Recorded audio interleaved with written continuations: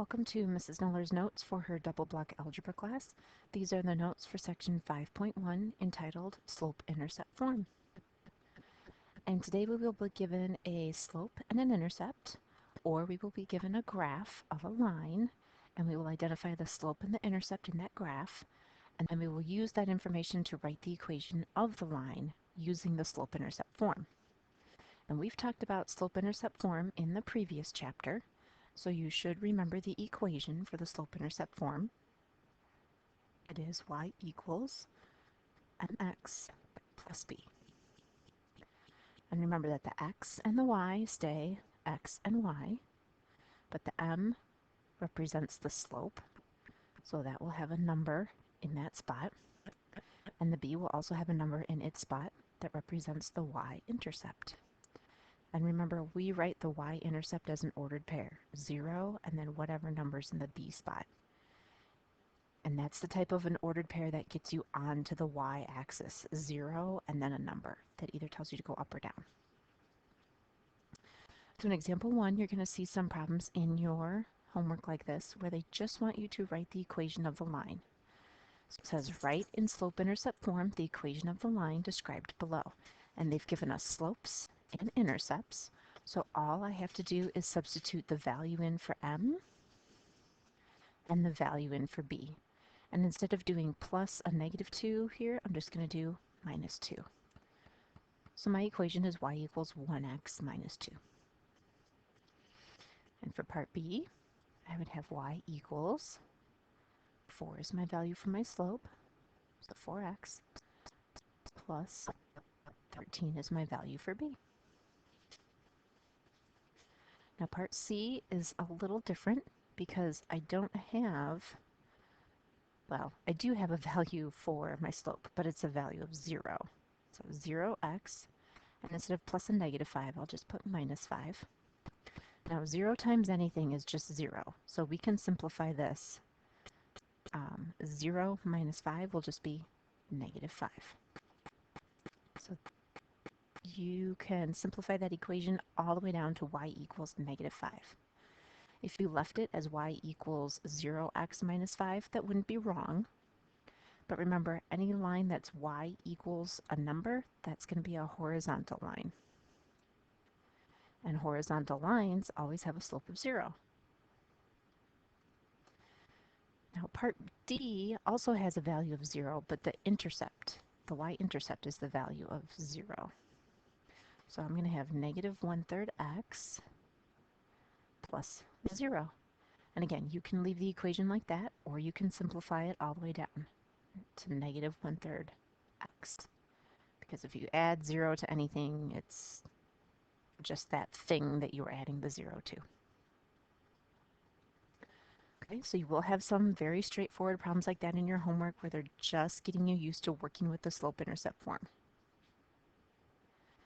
And then in example 2 here, you're going to see some stuff like this in your homework as well, where they give you a graph and they want you to find the slope and the intercept and then write the equation.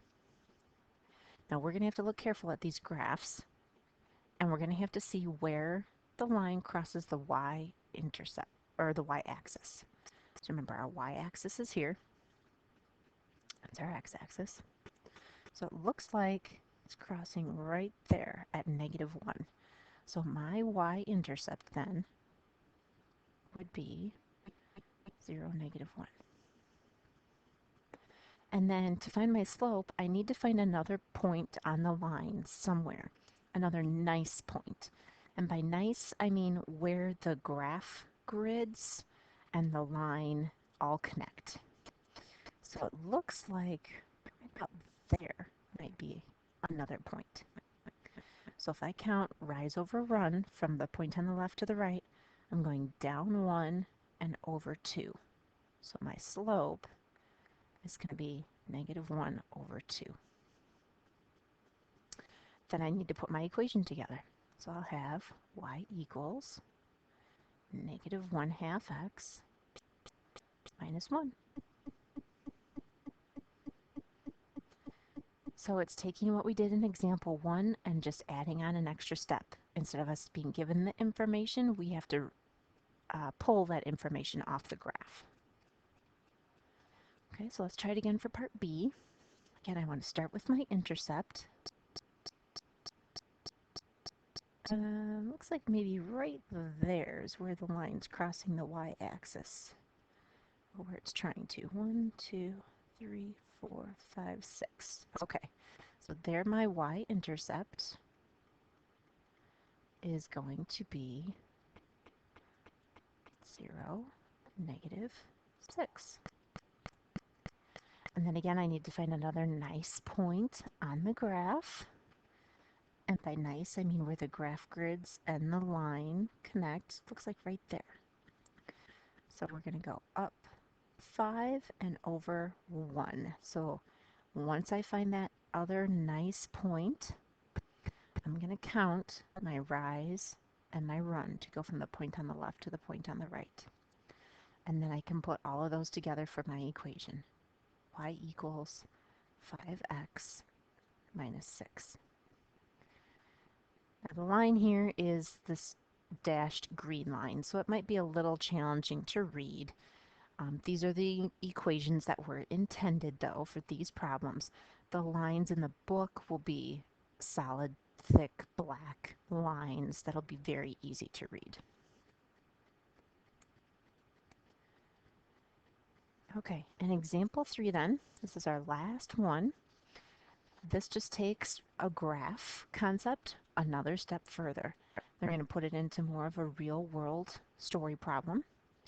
And here the graph below shows the trout population in thousands in a lake since 1995.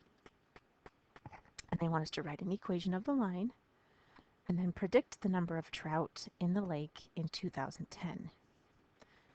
Okay, so this has the concept that we were doing before. We're going to find 2 points on the graph. We're going to count our rise over our run. And then we're going to actually use that equation then. So we're going to add on another step at the end. So let's take a look at our graph first.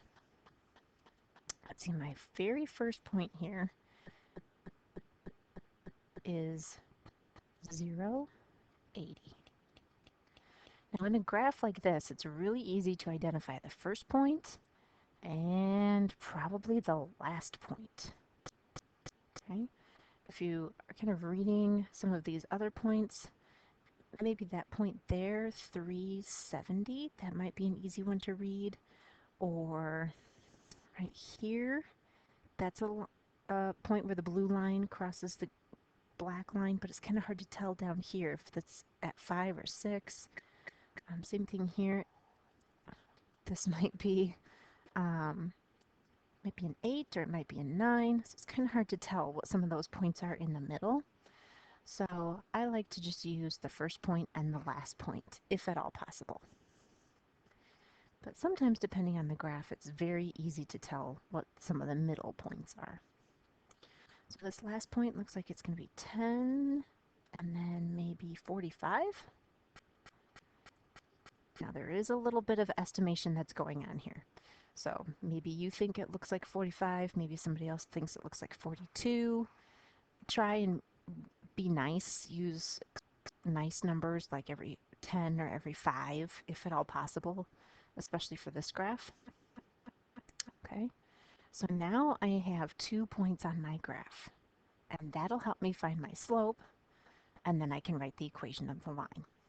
Okay, so remember your slope formula. We're going to have y2 minus y1 over x2 minus x1. And those are just the values from your ordered pair. Okay, so let's take our y's and subtract them. So we can do 80 minus 45. Again, it doesn't matter if you do 80 minus 45 or 45 minus 80, as long as you go in the same order, subtraction order for your x's and your y's. So if I did 80 minus 45, then I have to do 0 minus 10. So 80 minus 45, that's going to be 35. And 0 minus 10, that's going to be negative 10. Now I can reduce that. If I divide them both by 5, I'll end up with 7 over negative 2. Now remember, that negative really is going to be associated with the numerator. So my slope is negative 7 over 2. And that's good because the line's going down, so I definitely want to have a negative slope. So that means I'm going down 7,000, because that was the number of fish in thousands, for every 2 years. Okay, so you can kind of see that. We're going down and then we're going over. Okay, now if we're going to write our equation in slope-intercept form, I have my slope, and if I look at these ordered pairs, one of them is my y-intercept. This one right here, the 0, 80, that's my y-intercept. So we want to be smart about this and just use those two pieces of information to write our equation. So my equation will be y equals negative 7 over 2x plus 80. So I substituted in my value for my slope that I found, and then the value for my intercept that was on the graph. So there's the equation of the line. That was our first step that we had to do. Now they also wanted us to predict the number of trout that were in the lake in 2010. So how many years have gone by from 1995 to 2010? And that's been 15 years. So that's how much time has gone by. And I know I want to use 15 because we're starting at 0 and then we're going up from there. So I'm going to be over here at 15. The 15 mark will be out here. So I'm going to just figure out where this line is going to keep coming down. Okay. So all I really have to do for this last step then is substitute in the 15 for the x. Why am I putting it in for the x? Because this is my x-axis down here. This is the years across the bottom. So I will do y equals negative 7 over 2 times 15, and then I'll add 80 to it.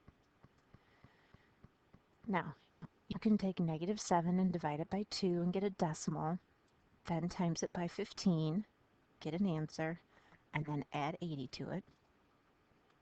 I would definitely use my calculator to double check, make sure you're doing the calculations correctly. But you should get 27.5, and that would be thousand trout. Okay, so in the year 2010, there will be about 27,500 trout. That's what the 27.5 means. So if we wanted to write that in a complete sentence, we would say, in 2010, there were 27,500 trout. But that's what my answer means. So again, this problem has lots of steps to it. We're reading information off the graph like we were in example 2. We're writing our equation like we were in example 1 and in example 2. This one had a little reminder of our slope formula, and then we had to write our equation, and then we also had to substitute a value into the equation and get an actual calculated, evaluated answer. And then we have to interpret what that answer actually means. So there are a lot of little steps to this problem. But this is how we apply the math in the real world. So this is the important example. And there's your homework to practice these concepts. If you have any questions, come on in and see me before school.